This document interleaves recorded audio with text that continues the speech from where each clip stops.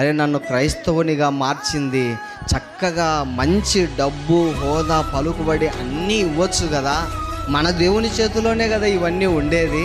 చక్కగా నన్ను కూడా ఒక గొప్పగా బతికించవచ్చు కదా, గొప్ప పలుకుబడి ఇవ్వచ్చు కదా, గొప్ప ధనం ఇవ్వచ్చు కదా, గొప్ప అధికారం ఇవ్వచ్చు కదా అనుకుంటే దేవునికి ఇది చేయడము ఎంత సమయం పడుతుంది అని మనం కూడా కొన్నిసార్లు దేవుని పైన అప్పుడప్పుడు సనుగుతూ ఉంటాం, గొనుగుతూ ఉంటాం. ప్రేమైన దేవుని వారలారా, అంటే దేవుడు తలుచుకుంటే ఇవన్నీ ఇవ్వచ్చు కదా, కానీ క్రైస్తవుడుగా మార్చబడిన నాటి నుండి నాకెందుకు ఈ శ్రమలు, నాకెందుకు ఈ కష్టాలు, నాకే ఎందుకు ఇంత వేదన, నాకే ఎందుకు ఈ గుండె కోత అని మనం కూడా చాలాసార్లు ఈ కొద్ది ప్రయాణంలో, అనగా మనకి ఇవ్వబడినటువంటి ఈ జీవిత ప్రయాణంలో, ఈ ఆత్మీయమైనటువంటి జీవితంలో ఎదురయ్యేటువంటి చిన్న చిన్న సమస్యను కూడా దాటలేక దేవాది దేవుని మీదనే మనము నోరు పారేసుకునే వారముగా ఉంటాం. ప్రేమైన దేవుని వారలారా, అలా ఎప్పుడు మనం ఉండకూడదు.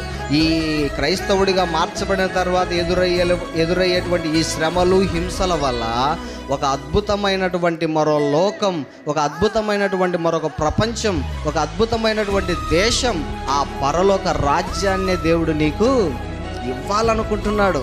అందుకేనా ఈ కష్టాలు, అది కూడా తట్టుకోలేక, అవి కూడా భరించలేక దేవుడు నాకే ఎందుకు ఇచ్చాడనంటే, నీకు కాకపోతే ఇంకెవరికి ఇవ్వాలనుకుంటున్నాడు? పరలోకం నీకు ఇవ్వాలనుకుంటున్నాడు కాబట్టి తన రాజ్యంలో ఎదురయ్యేటువంటి ఈ శ్రమల గుండా నిన్ను నడిపిస్తున్నాడు. అది అర్థం చేసుకోలేక దేవుని మీదే నువ్వు విరోధంగా మాట్లాడ ఎంతవరకు సబబు ఒకసారి